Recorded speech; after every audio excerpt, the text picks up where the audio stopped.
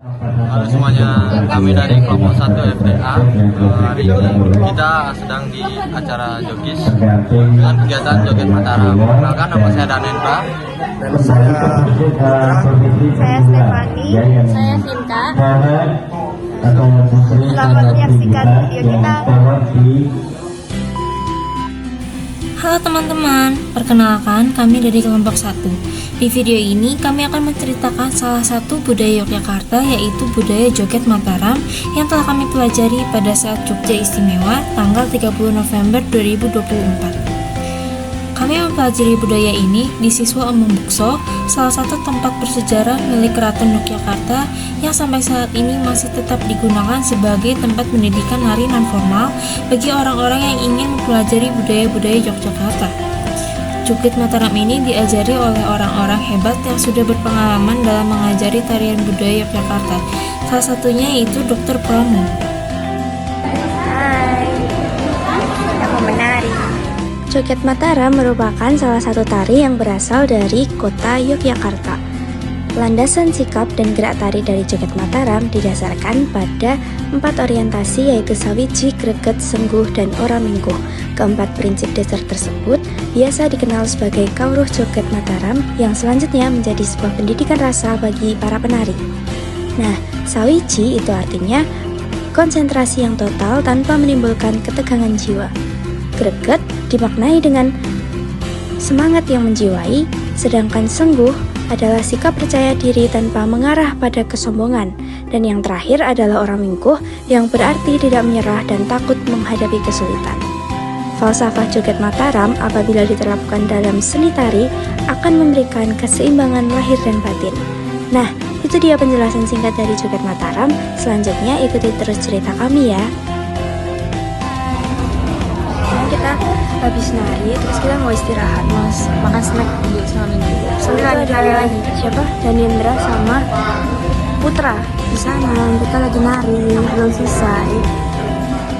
Pada saat kegiatan Jogja Istimewa ini, tepatnya di tempat Siswa Among Baksa Yogyakarta, kita juga diajarkan beberapa materi, yaitu tentang unggah-ungguh atau subasita, yang dimana itu merupakan tata krama atau sopan santun.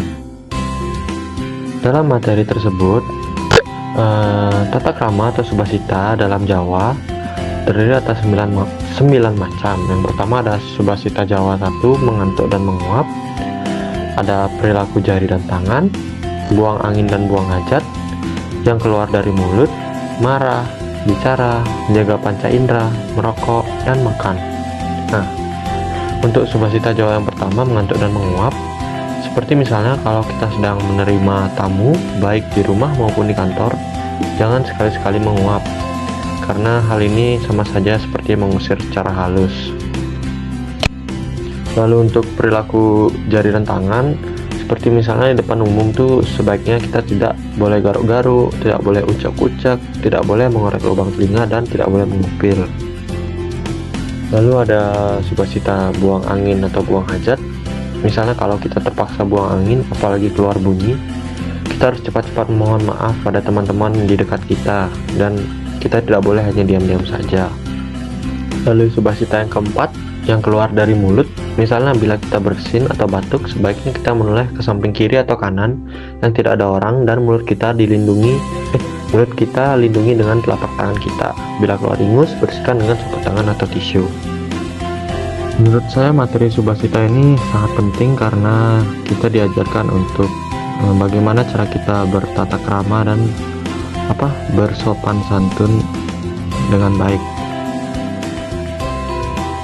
Jadi materi subasita ini sangat penting yang bisa kita terapkan dalam kehidupan kita supaya kita tahu bagaimana cara bertata krama dan sopan santun yang baik, baik dengan sesama kita, maksudnya dengan orang yang umurnya sama dengan kita, di bawah kita maupun di atas kita. Kita mau sesi foto bareng. Putra mana itu? Putra, dia selalu hilang.